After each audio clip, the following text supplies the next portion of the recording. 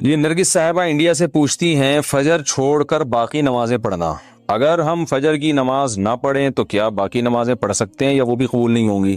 فجر کی نماز نہ پڑھیں تو ایسا کوئی پیکج ہمارے علم میں نہیں ہے کہ جو فجر کی نماز نہ پڑھے اس پر باقی نمازیں بھی اللہ کی طرف سے معاف ہو جاتی ہیں۔ اس طرح کا کوئی پیکج ابھی تک میرے علم میں نہیں ہے کہ قرآن و سنت میں کوئی اس طرح کا کوئی پیکج نماز چھوڑنے والوں کو اسپیشلی دیا گیا ہو کہ جو ایک چھوڑ دیں وہ باقی بھی چھوڑ دیں، ایسا نہیں ہے۔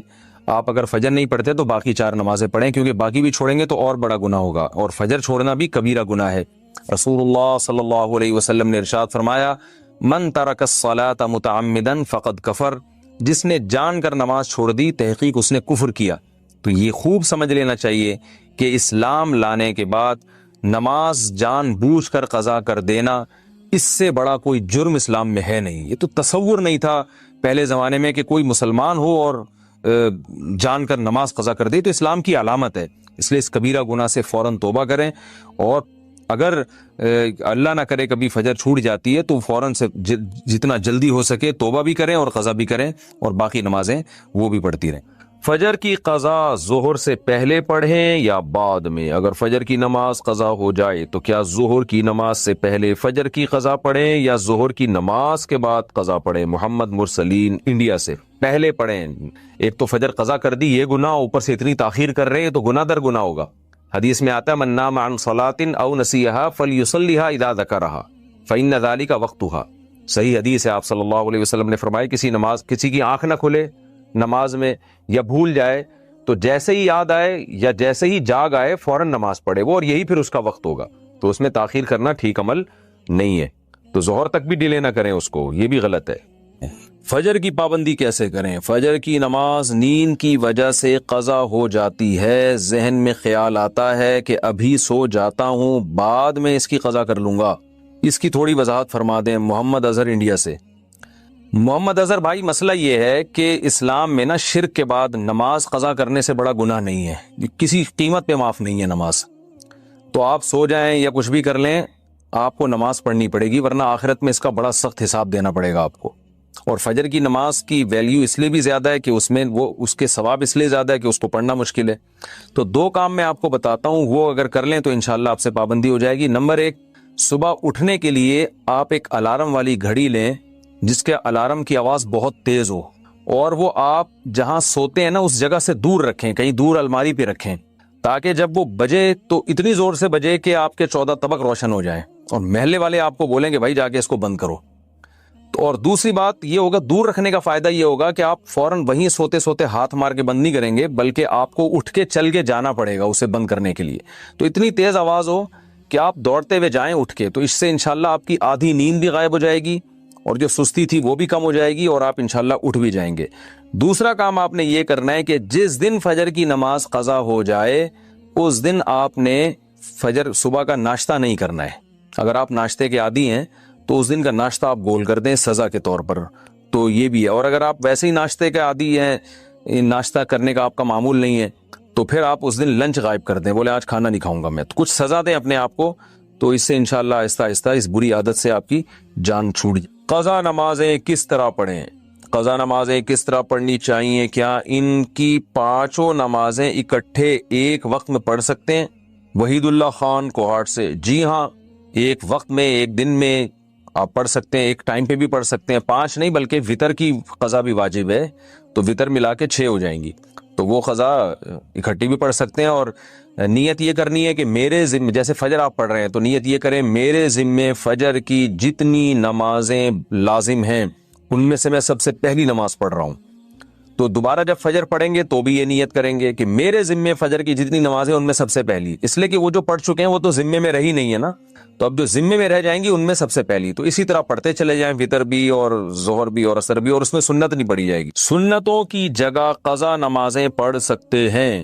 کیا عصر اور عشاء کی سنتیں غیر مؤکدہ نہ پڑھیں اور اس کی جگہ قضا نماز پڑھ لیں؟ کس طرح نفل بھی نہ پڑھیں تو کیا یہ صحیح ہے؟ محمد آصف صاحب انڈیا سے۔ جی ہاں، صحیح ہے، یہ سنت مؤکدہ تو نہ چھوڑیں لیکن غیر مؤکدہ قضا عمری کی خاطر چھوڑ دیں۔ کیا صرف فرض نماز پڑھنا ٹھیک ہے؟ اگر کوئی شخص سنت مؤکدہ اور غیر مؤکدہ اور نوافل چھوڑ کر صرف فرض اور واجب ہی ادا کرتا ہے تو کیا اسے گناہ ہوگا؟ اور آخرت میں حساب ہوگا یا نہیں، نیز کیا اس کی قضا کرنی ہوگی۔ دیکھیں نوافل چھوڑ دیتا ہے یا سنت غیر مؤکدہ چھوڑ دیتا ہے تو کوئی گناہ نہیں ہے، لیکن اگر صرف سنت یعنی فرائض پہ اکتفا کرتا ہے اور سنت مؤکدہ کبھی بھی نہیں پڑھتا تو پھر یہ گناہ گار ہے، کیونکہ سنت مؤکدہ کو ہمیشہ کے لیے ترک کر دینا علماء کہتے ہیں اس میں گناہ کا خطرہ ہے اور یہ شخص قابل ملامت ہے، کیونکہ سنت مؤکدہ یہی ہے جس کی تاکید بہت زیادہ ہے۔ جیسے فجر کی 2 سنتیں آپ صلی اللہ علیہ وسلم ہمیشہ پڑھا کرتے تھے، حتیٰ کہ فجر کی سنتیں سفر میں بھی نہیں چھوڑی آپ صلی اللہ علیہ وسلم نے، تو باقی سنتوں کا بھی جو مؤکدہ ہے ان کا اہتمام ضروری ہے۔ کبھی کبھار چھوٹ جائیں تو کوئی حرج نہیں ہے اس میں، جیسے سفر میں چھوڑ دیں یا کوئی ایمرجنسی ہے یا بہت زیادہ تھکاوٹ ہے، کبھی کبھار چھوڑنے میں کوئی۔ مسلمان کتنا ہی گناہ گار ہو، اس کائنات کو جو چلانے والا، بنانے والا، جنت جہنم پیدا کرنے والا، اس کو مانتا ہے کہ اللہ ہوں میں تیرا، بے شک نالائق ہوں، بے شک نافرمان ہوں۔ تبھی یاد رکھو اپنے ایمان پہ سمجھوتا نہ کرو۔ جو لوگ یورپ جاتے ہیں، امریکہ جاتے ہیں، میں ان سے خاص طور پہ کہتا ہوں یار تم اگر یاشی میں لگ بھی رہے ہو، خدا کے بندو اپنے آپ کو مسلم تو کہا کرو کم از کم، برائی کو برائی تو سمجھو، اللہ توبہ کی توفیق دے دے، میں غلط کر رہا ہوں یہ اعتراف تو کرو اللہ کے سامنے۔ جیسے ایک نالائق اولاد اپنے باپ کے سامنے اعتراف تو کرتی ہے یار ہم ابا کے حقوق ادا نہیں کر سکے۔ کتنے لوگ ہیں والدین جب دنیا سے جاتے ہیں اولاد رو رہی ہوتی ہے یار ابا کی ہم خدمت نہیں کر سکے، یار کوئی تلافی ہو سکتی ہے، تو نالائق اولاد تھی نا، لیکن ابا کو ابا تو مانا نا اس نے۔ تو یاد رکھو جو اللہ کو اللہ ہی نہیں مانتا، یہ اللہ کے ساتھ شریک کرتا ہے، اس کے سارے اعمال قرآن کہتے ہیں راک کے ڈھیر ہیں، جیسے پھونک لگاؤ سارے اعمال اڑ گئے، پورا پہاڑ اڑ جائے گا نا، پھونک دیکھنے میں بہت ہے، اللہ فرماتے ہیں ایسا ہی ہوگا۔ تو نبی صلی اللہ علیہ وسلم نے فرمایا سب سے جو رائی کے دانے کے برابر بھی توحید کا قائل تھا نا، اس کو بھی اللہ نکال لے گا۔ تو اس لیے جہنم میں صرف وہی رہے گا جو مشرک ہے، جو کفر پہ مرا، جو قرآن کا اللہ کے رسولوں کا انکار کرتا ہے۔ اس کے علاوہ جو بھی ایمان کی حالت میں جائے گا بالآخر ایک دن وہ نکلے گا۔ تو اس لیے میرے بھائی جو میں اصل حدیث سنا رہا تھا کہ جہاں بھی ایمان اور اسلام کی بات آئی ہے قرآن و سنت میں، وہاں نماز لازمی ساتھ میں چپکی ہوئی ہے۔ تو اس لیے آپ کو نماز تو پڑھنی ہی پڑھنی ہے، اس میں تو نو کا آپشن ہے ہی نہیں۔ یہ ثابت کرنے کے لیے ہم کیا ہیں؟ مسلم ہیں، مرد کو بھی عورت کو بھی۔ اور یہ صرف بر صغیر میں ہے، اتنی ملیشیا میں ہم نے دیکھا وہاں مسجدیں بھری ہوتی ہیں، سب نماز پڑھتے ہیں، خواتین بھی پڑھتی ہیں ساری، اسکارف لٹکے ہوئے ہوتے ہیں وہاں، بے شک وہ اس کا جاب کر رہی ہے، ہوٹل میں کچھ بھی کر رہی ہے، نماز کے ٹائم پہ عورت بھی آئے گی مسجد میں اسکارف پہنے گی، پھر وہیں اسکارف نکال کے بھی چلی جاتی ہیں ٹھیک ہے نا، جیسے ہمارے ٹوپیاں رکھی ہوئی ہوتی ہے نا ایسے۔ افغانستان میں سب نماز پڑھتے ہیں، سعودی عرب میں سب نماز پڑھتے ہیں، دبئی میں عرب کے کیسے کیسے عیاش ہیں، نماز کے ٹائم پہ سارے ایسے لگے گا جیسے ان سے بڑا نیک دنیا میں کوئی ہے ہی نہیں۔ بادشاہ نماز پڑھتے ہیں، وزیر نماز پڑھتے ہیں۔ ہمارے ہاں ایک بہت بڑی لعنت ہے کہ ہوگا مسلمان اور اپنے آپ کو مسلمان بھی کہتا ہے، نماز کے وقت میں غائب۔ تو اس لیے امام احمد ابن حنبل جو بہت بڑے مجتہد ہیں، ان کا یہ فتویٰ ہے کہ ایک نماز بھی جو جان بوجھ کر چھوڑ دے گا اسلام سے خارج ہو جائے گا۔ اگرچہ جمہور کا یہ فتویٰ ہے کہ خارج نہیں ہوتا، کفر کے قریب ہو جاتا ہے وہ، لیکن امام احمد بن حنبل کی کوئی کم حیثیت تو نہیں ہے نا۔ سعودی عرب میں انہی کو فالو کیا جاتا ہے، شیخ بن باز، شیخ صالح العثیمین سعودیہ کے مفتی اعظم رہے ہیں، ان کا فتویٰ اب تک چلا یہی آ رہا ہے کہ ایک آدمی اگر فجر کی نماز کے لیے الارم نہیں لگاتا، اس نے صبح 8 بجے آفس جانا ہے، رات کو سویا صبح 8 بجے کا الارم لگا کے، تو یعنی اس نے پکا ارادہ کیا ہوا ہے کہ میں نے فجر میں نہیں اٹھ رہا۔ ایک تو ہوتا نا آنکھ کھلی نہیں، ارادہ تو تھا نہیں کھلی آنکھ، پکا ارادہ کیا ہوا ہے، انہوں نے کہا یہ اسی وقت مرتد ہو جائے گا، کیونکہ اس نے پکا ارادہ کر لیا نماز کے قضا کرنے کا، پکا ارادہ کر۔ وہ یہاں تک ان کا فتویٰ ہے کہ مرتد ہو جائے گا، اس کو اگر توبہ نہیں کرتا اور توبہ کا اعلان نہیں کرتا باقاعدہ، تو اس کو مسلمانوں کے قبرستان میں دفن کرنا بھی جائز بولو نہیں ہے، اس کا نکاح بھی ٹوٹ گیا۔ اگرچہ جمہور اس کو نہیں مانتے، لیکن امام احمد بن حنبل کی بھی تو ایک بڑی ویلیو ہے نا، اور عبداللہ بن مسعود کی بھی کم ویلیو نہیں ہے۔ وہ فرماتے ہیں ہم نبی کے دور میں کسی بھی جرم کو یہ نہیں سمجھتے تھے کہ انسان کافر ہو جاتا ہے، نماز کو ہم یہ سمجھتے تھے کہ کوئی چھوڑ دے تو اسلام سے خارج ہو جاتا ہے۔ اس لیے عرب میں شراب پینے والا بھی نماز پڑھتا ہے، کیونکہ مسلمان میں بہرحال کچھ بھی ہو اسلام کا نام اپنے آپ سے ہٹانا پسند نہیں کرتا۔ اور آج ہم نے دیکھا ہے مسجدوں کے ساتھ گھر ہیں، نماز کے لیے نہیں آ رہے، اور سفر میں تو نمازیوں کو دیکھا ہے نمازیں چھوڑتے ہوئے۔ ذرا آج کل پیپر ہے تو جی چھوڑ دو نماز، بھائی پیپر میں نماز چھوڑنا کہاں سے جائز ہو گیا؟ جاب میں باس کی طرف سے اجازت نہیں ہے آپ چھپ کے نماز پڑھیں، آپ کہیں کرسیوں کے پیچھے چھپ جائیں، کہیں بھی کریں۔ میں تو یہاں تک میں نے لوگوں کو مشورہ دیا، بعض جو غیر مسلم کنٹریز میں لوگ وہ کر رہے ہیں نا जॉब कर रहे हैं बॉस की तरफ से बास जगहों में, वरना वहां परमिशन होती है, इजाजत नहीं है। तो मैं उनसे कहता हूं भाई कहीं भी छुप के चले जाओ, कुछ भी करो, अगर नहीं परमिशन मिलती, छुप के भी नहीं पढ़ सकते तो जॉब छोड़ दो बस। जॉब क्या करो, छोड़ दो जॉब, नहीं फिर जॉब जायज नहीं आपके लिए, फर्ज नमाज तो पढ़नी पड़ेगी, आप जॉब ही नहीं कर सकते आप। कहीं भी जाओ, कहते कहां जाके, मैं भाई वॉशरूम में पढ़ लो, वॉशरूम में पढ़ लो। वॉशरूम का मतलब ये नहीं कि वो फ्लश के ऊपर, वो तो जगह का पाक होना जरूरी है ना। इंतहाई आखिरी दर्जा ये है कोई मुसल्ला रखो अपने साथ ताकि जगह पाक हो। ये ऐसा नहीं कि वॉशरूम में नमाज पढ़ना शुरू कर दें, हराम है, नाजायज है वॉशरूम में नमाज पढ़ना। लेकिन अगर कोई सूरत नहीं बनती, कुछ भी नहीं है, जाए नमाज ले जाओ भाई छुप के, जहां नहाते हैं ना जिस जगह पे, उस जगह मुसल्ला बिछा के नमाज पढ़ लो। ट्रेनों में नमाज नहीं छोड़ सकते आप। मैं तो कोई ज्यादा नेक आदमी नहीं हूं, लेकिन एक दो वाकयात में लोगों को सिर्फ मोटिवेट करने के लिए। एक दफा हम भावलपुर से चढ़े ट्रेन में, जब मैं ट्रेन में चढ़ा हूं भावलपुर से, तो फजर की नमाज का टाइम हो रहा था और रश इतना था, हाजियों की उस वक्त फ्लाइटें बहुत जा रही थी, कराची से ही जाती थी, मुल्तान नहीं एयरपोर्ट नहीं बना था उस वक्त। तो इतना रश था कि जैसे ही हम ट्रेन में चढ़े हैं तो अब पता चल गया कि बस ऐसे बिल्कुल सीधे, जगह ही नहीं, रश इतना ज्यादा।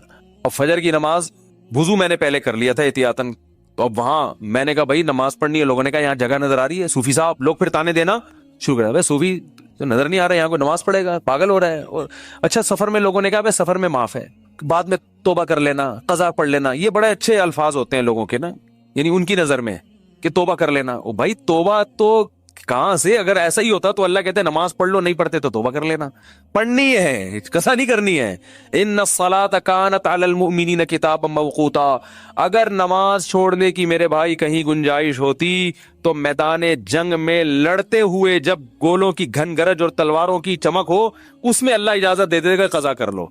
वहां इजाजत नहीं दी है। अल्लाह ने फरमाया नहीं कोई सूरत बनती, सवारी पे बैठो, घोड़े का जहां रुख है उसी तरफ रुख करके नमाज पढ़ो, वहां इजाजत नहीं दी। और आगे अल्लाह ने इसकी वजह बयान की है कि मैं इसलिए कह रहा हूं यहां पढ़नी है कि नमाज सिर्फ पढ़ने का हुक्म नहीं है। इन्नस्सलात कानत अलल मुमिनीन किताबम मौकूता, नमाज मोमिनीन पर मुकर्ररा औकात में फर्ज है।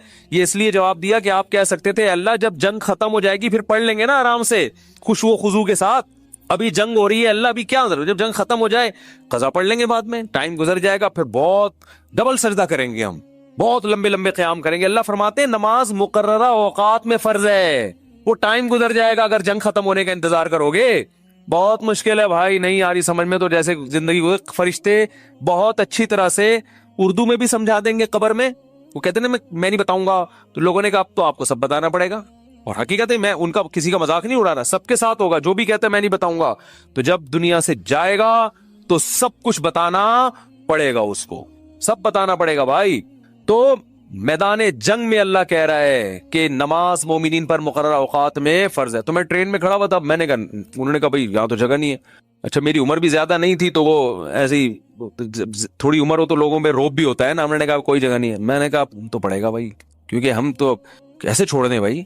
और सुन्नतें अब चलो मजबूरी है छोड़ देता हूँ, 2 फर्ज तो पढ़ने हैं। लोगों ने कहा जगह नहीं है, मैंने कहा जगह बन जाएगी, क्योंकि फर्ज जो नमाज में फराइज अदा करना बहुत आसान है। तो मैंने क्या किया, वो जगह चूंकि लोगों के चप्पल थे तो उसमें खतरा था कि नापाक होगी, तो एक चादर थी मेरे पास, वो मैंने ऐसे नीचे डाल दी, बिछाने की भी जगह नहीं थी। नीयत बांध ली, अंदाजा पहले लगा लिया था किबला किस तरफ है। नहीं तो आप आजकल तो मोबाइल पर ऐसी एप्स आ रही हैं, उससे फौरन पता चल जाता है किबला किस तरफ है। अंदाजा था मुझे, रुख किया हमने। अब यूं करने में तो कोई नहीं रुकावट डालता ना, यूं करो, नियत बांध लो भाई।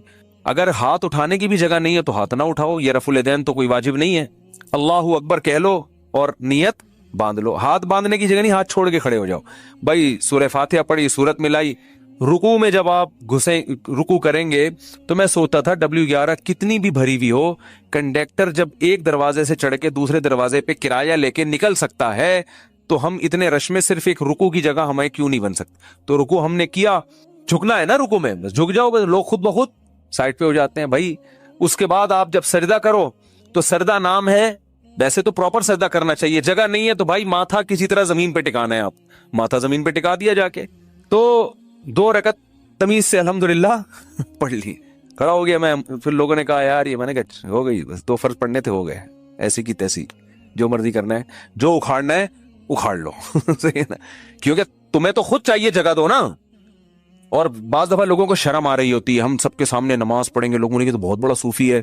تو یاد رکھو شرم ان کم بختوں کو آنی چاہیے جو نہیں پڑھ رہے، ان کم بختوں کو آنی چاہیے. بھائی تم بھی تو ایمان کے دعوے دار ہو، اگر تم یہ کہتے ہو کہ ہم اسلام کو نہیں مانتے تو پھر پورا اسلام سے رشتہ ختم کرو. پھر آپ وصیت میں لکھو کہ مجھے عیسائیوں کے قبرستان میں دفن کرنا ہے، مجھے ہندوؤں کے میری چتا کو آگ لگائی جائے.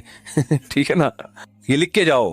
جو نماز نہیں پڑھتا لکھے کہ بھائی میں چونکہ نماز نہیں پڑھتا اور میں مانتا ہوں یہ ٹائم ویسٹنگ ہے اور یہ کیا مولویوں نے نماز رکھا ہوا ہے، تو لکھو کہ میری چتا کو، ایک ہندو ابھی مسلمان ہوا ہے تو وہ مجھے کہہ رہے تھے کہ میں لائیو سب کے سامنے کلمہ پڑھوں گا نا، تو میں نے کہا چلو ہمارے بیان میں آپ کو لائیو ہم لے لیں گے. بیان سنتے تھے، اللہ کا شکر ہے وہاں انڈیا میں ان کو ایمان کی توفیق ملی، تو ہندو ہونے کے باوجود میرے بیان بڑے شوق سے سن رہے تھے، کہہ رہے وہ سنتے سنتے میرا دل کیا کہ میں مسلمان ہو جاؤں، اللہ تعالیٰ قائم رکھے. تو میں نے کہا لوگوں کو موٹیویشن ملے گی، تو انہوں نے کہا میں سب کے سامنے. پھر مجھے خیال آیا بھائی اتوار میں تو ٹائم ابھی ہے، زندگی کا کوئی بھروسہ نہیں ہے. میں نے کہا اگر آپ اس سے پہلے مر گئے، انہوں نے کہا بات تو ٹھیک ہے. میں نے کہا پھر فون پہ ہی کلمہ پڑھو. تو انہوں نے کلمہ تو پڑھ لیا ماشاءاللہ، مسلمان ہو گئے، بیان بھی سن رہے ہیں. لیکن انہوں نے کہا میرے لیے سب سے بڑی آزمائش یہ ہے کہ ہندوؤں میں جب ماں کا انتقال ہوتا ہے تو بڑا بھائی ہے جو چتا کو سب سے پہلے آگ لگاتا ہے. میں سب سے بڑا ہوں اور میری ماں کی طبیعت بہت خراب ہے، بظاہر ایسا ہی لگتا ہے کہ وہ دنیا سے جانے والی. تو میں نے تو ان کو سمجھایا اپنی ماں کو مسلمان کر لو. کہہ رہے وہ نہیں ہوگی، وہ نہیں ہوتی. کہنے کا میرے لیے مسئلہ یہ ہے کہ ان کے انتقال کے بعد چتا کو آگ سب سے پہلے میری ذمہ نہیں لگائی تو پورا خاندان کھڑا ہو جائے گا. اب ان کا کیس چل رہا ہے، میں نے ان کو مولانا کلیم صدیقی صاحب کا نمبر دیا ہندوستان میں کہ ان سے رابطہ کریں، وہ آپ کی مدد کریں گے. تو ہندو تو چتا کو آگ لگاتے ہیں بھائی، جو نماز نہیں پڑھتے. تو آپ بھی اگر نہیں مانتے نماز کو، جو زیادہ تر یہ فواد چودھری معذرت کے ساتھ اس طرح کے لوگ بار بار علماء کو برا بڑا کہہ رہے ہوتے ہیں نا، ان سے کو آپ وصیت لکھو کہ میرے مرنے کے بعد کوئی مولوی میرے جنازے کے قریب نہیں آئے گا، میری نماز جنازہ کوئی مولوی نہیں پڑھائے گا. تو یہ سب پھر مولوی سے اگر آپ نے دستبرداری کا اعلان کرنا ہے تو پھر پورا مولوی لیس ہو جاؤ آپ. صحیح ہے نا. تو اپنے مفاد کے لیے مولانا آ رہے ہیں، نکاح پڑھانے کے لیے مولانا آ رہے ہیں، چلو نکاح تو عدالتیں بھی پڑھا دیتی ہیں، جنازے میں سب سے زیادہ تو آپ پھر اپنا جنازہ پڑھواؤ یا تو پڑھواؤ ہی نہیں، کیونکہ تو مولوی نہیں بتایا نا جنازہ ہے، یا تو پڑھواؤ نہیں. اگر پڑھوانا ہے تو مائیکل جیکسن ٹائپ کا کوئی آدمی ہونا چاہیے، لبرل بالکل، جو موسیقی کا، کیونکہ آپ نے یہ بھی ایک دفعہ ارشاد فرمایا تھا کہ علامہ اقبال بھی موسیقی سنتے تھے، قائد اعظم بھی، مولویوں کی طرح تھوڑی تھے عجیب سے. تو پھر کوئی ایسا ہی گلوکار ملک کا جو سب سے بڑا ڈانسر ہو، وہ آپ کا نماز جنازہ مٹک مٹک کے پڑھائے. پھر اللہ سے دعا کرو بھائی نماز سے اللہ ہمارا رشتہ قائم کر دے. تو اذان پر ابھی بیان باقی ہے کہ اتنی اللہ کو یہ عبادت پسند ہے نا کہ پیدا ہوتے ہی اللہ کان میں اذان کہلوا دیتے ہیں. اس کے بعد جو ندائیں صبح فجر میں آواز گونجتی اللہ اکبر حی علی الصلاۃ الصلاۃ خیر من النوم، پھر اللہ کہتے ہیں ظہر میں دوبارہ یاد دلاؤ، مؤذن کو کہتے ہیں جا وہ اسپیکر پہ بٹن آن کر بولتا رہے بس تو. لوگ کہیں گے کہ یار جب نماز کا ٹائم ظہر کا 1:05 ہے تو بتانے کی ضرورت کیا ہے. اللہ کہتے ہیں ان کی باتوں میں مت آنا. 1:05 ہے تو 1:45 پہ بتا دینا ان کو کہ 15 منٹ رہ گئے، 20 منٹ رہ گئے. فجر کا ٹائم روزانہ اناؤنس ہوتا ہے، 6:30 پہ، آج 6:45 پہ اناؤنسمنٹ ہوتی رہے گی. اللہ کہتے ہیں اتنی اناؤنسمنٹ کافی نہیں ہے، ہر دفعہ پوری اذان ہوگی، حی علی الفلاح، آؤ کامیابی کی طرف، آؤ نماز کی طرف. حج میں اعلان نہیں ہوگا، رمضان کا اعلان نہیں ہوگا، اعلان کرنے والوں کو برطرف کر دیا، ہلال کمیٹی سے نکال دیا. ٹھیک ہے نا. نماز کا ہر دفعہ اعلان ہوگا، اور اتنی اذانیں ہوتی ہیں نا پوری دنیا میں کہ ایک سیکنڈ کے لیے بھی دنیا اذان سے خالی نہیں ہوتی، دی جا رہی ہے اس وقت سے. تو یہ اس لیے کہ اللہ کی نظر میں اس کی اہمیت اور ویلیو بہت زیادہ. اللہ کہے گا ابھی اس مؤذن کو کہا صرف ان کو سناؤ، زبردستی کسی کو لے کے نہیں آؤ مسجد میں، ابھی زبردستی کا ٹائم نہیں ہے، ابھی حساب و کتاب کا ٹائم نہیں ہے. تم نے حی علی الصلاح حی علی الفلاح کہہ دیا، اللہ کی کبریائی بیان کر دی، ان کی مرضی آئے نہ آئے. تم گھر تک تھوڑی جاؤ گے بیل بجا کے، بھائی میں نے تمہیں حی علی الصلاح کا تمہیں سمجھ میں نہیں آیا کیا، انگلش میں بتاؤں میں تمہیں؟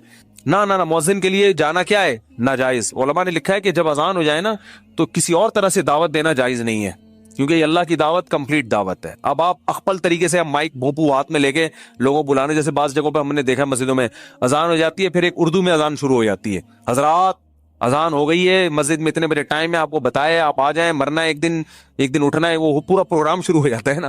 چلو زندگی میں کبھی ایک آدھ دفعہ ہو جائے تو ایک الگ بات ہے، لیکن مستقل بنیادوں بھی بعض مسجدوں میں ہو رہا ہے ہمارے. چھوڑو رہنے تو اس لیے علماء نے کہا اللہ نے پراپر رکھی اس لیے کہ اب دوبارہ کسی اور دعوت کی ضرورت نہ ہو. تو اب اللہ کہتے ہیں اب آنا ہے آ، نہیں آنا نہیں آ، یہ حساب میں آخرت میں لوں گا کہ تو اتنا ڈھیٹ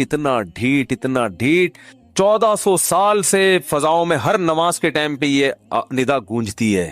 نہ سردیوں میں اس میں ناغا ہوتا ہے، نہ گرمیوں میں ناغا ہوتا ہے، نہ راتیں لمبی ہوں تو ناغا، نہ راتیں چھوٹی ہوں. حتیٰ کہ سفر میں بھی اذان کا حکم ہے. اذان کہو، پھر جنگل میں اکیلے نماز پڑھو اذان کہو. یہ ایسی اللہ کو ندا پسند ہے بھائی، یاد دہانی لازمی کراؤ. تو اس لیے بھائی یہ بار بار دعوت، اذان کی اہمیت نہیں پتہ چلتی، اس سے نماز کی اہمیت پتہ چلتی ہے. تو عزم کرو زندگی میں کچھ بھی ہو جائے نماز قضا نہیں کرنی. جو جماعت کی نماز کے عادی نہیں ہے وہ کم از کم اتنا کر لیں کہ پہلا اسٹیپ یہ ہے کہ قضا نہیں ہونے دینا کسی صورت میں. پھر اگلا اسٹیپ کیا ہے؟ جماعت نہیں چھوڑنی کسی صورت میں. وہ جماعت اصل تو نماز ہے ہی جماعت.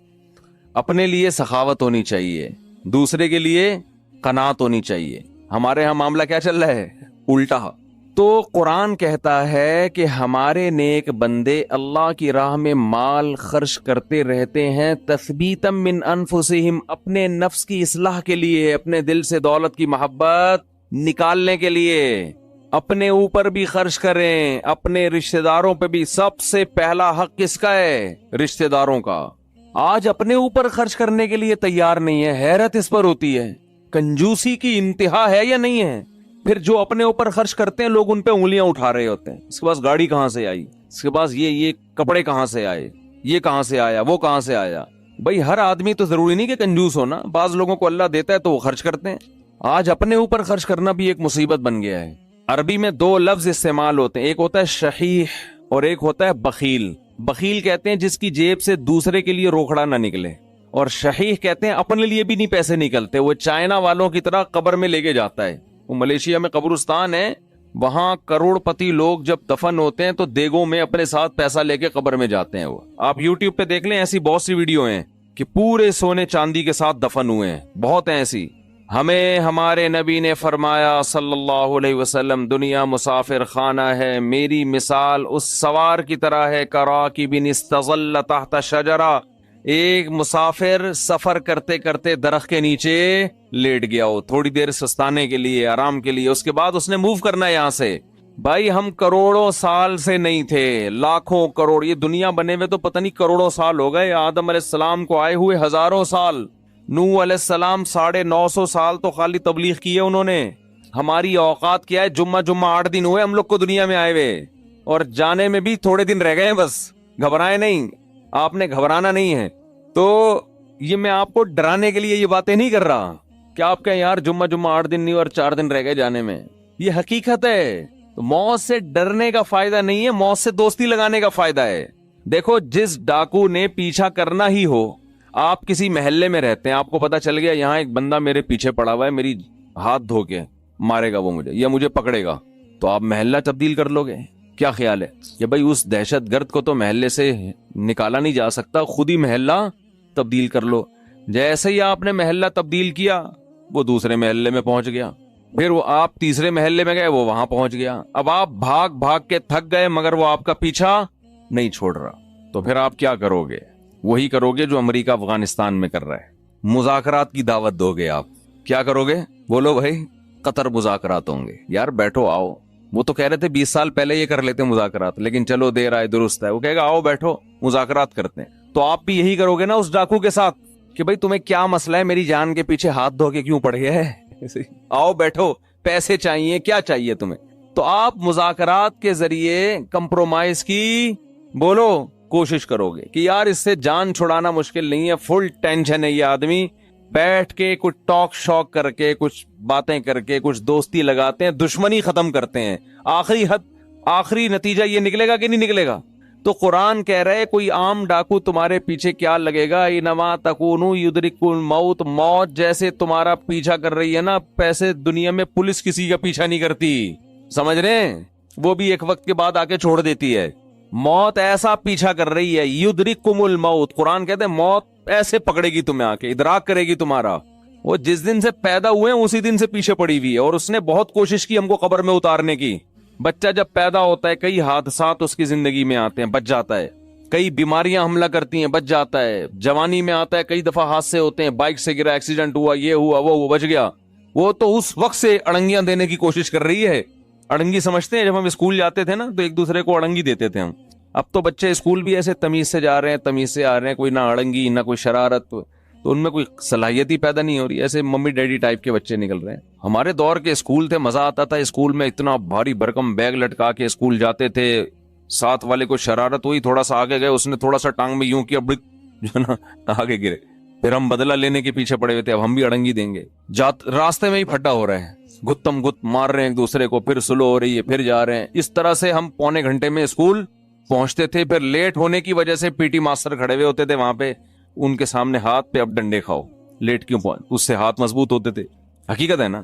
تو شوز اتارتے تھے ایک دوسرے کے, بھائی شوز پہنے ہوئے نا, پیچھے اس کے تھوڑا سا پاؤں رکھیں, خود ہی اتر جائیں گے, آپ کو اتارنے کی ضرورت. اب وہ بیٹھ کے جو ہے نا شوز کو صحیح کر رہا ہے, پھر لڑائی ہو رہی ہے, پھر بڈا ہو رہا ہے. ایک بچہ کافی دیر سے نا اس کا ہاتھ نہیں جا رہا تھا گھنٹی پہ, ایسے اچھل اچھل کی کوشش کر رہے, ایک بڑے میاں گزرے, انہوں نے بجا دی گھنٹی, اور بچے سے پوچھا, بیٹا ہاں بتاؤ کیا کہہ رہے ہیں, بھاگو. اب کیا کرو, جو کام میں کر رہا تھا مجھ سے ہوا نہیں, آپ نے کر دیا, اب کیا کرنا ہے, بھاگو. یہ ہوتے تھے پہلے کے بچے. اب وہ ویڈیو گیم کھیل کھیل کے بچوں کی صلاحیتیں برباد. خیر, تو جب جیب سے پیسے نکلیں گے, نکلتے رہیں گے, نکلتے رہیں گے, نکلتے رہیں گے, تو دل سے دنیا کی محبت ختم ہوگی. او بھائی مسافر خانہ ہے, سفر کے دوران اگر آپ کو کچھ پیسے ملے ہوئے ہوں اور آپ کو پتا ہو کہ یہ ٹرین سے اترتے ہی واپس لے لیے جائیں گے, تو آپ کوشش کرتے ہو کہ اترنے سے پہلے ہی سارے کھا پی کے ختم کر دو. ایسا ہوتا ہے کہ نہیں ہوتا؟ تو بھائی ادھر قبر میں جاتے ہی یہ کفن میں جیب ہوتی ہے نہیں ہوتی نا جیب, تو آگے خالی ہاتھ جانا ہے. بچوں کی فکر کرتے ہیں لوگ بہت زیادہ, بچوں کا کیا ہوگا, بچوں کے لیے کچھ بنا بنو کے تھوڑا بہت کر دو بس, اور پھر بے فکر ہو جاؤ, دماغ کو ہٹاؤ ہر ان کاموں سے. اللہ نے کچھ وسائل دیے تو تھوڑا بہت بچوں کے لیے, بہت زیادہ اس میں بھی ٹینشن نہ لو. بچہ 2 ہاتھ 2 ٹانگیں لے کے پیدا ہوتا ہے, وہ خود بھی تو کمائے گا, اللہ نے اس کو بھی تو کمانے کی صلاحیت دی ہے. اور بچے کو بھی یہ بتا دو کہ مسافر خانہ ہے, یہ یہاں ہمیشہ رہنا نہیں ہے, جب میں جاؤں گا تو کون سا یہاں پڑا رہے گا, تو اس کو بھی یہ بتا دو یہ مسافر خانہ ہے, یہ رہنے کی جگہ نہیں ہے. وہ میں اپنے چھوٹے بچوں کو صبح سحری کے وقت یہ سمجھا رہا تھا نا کہ دیکھو ہم سب نے مرنا ہے.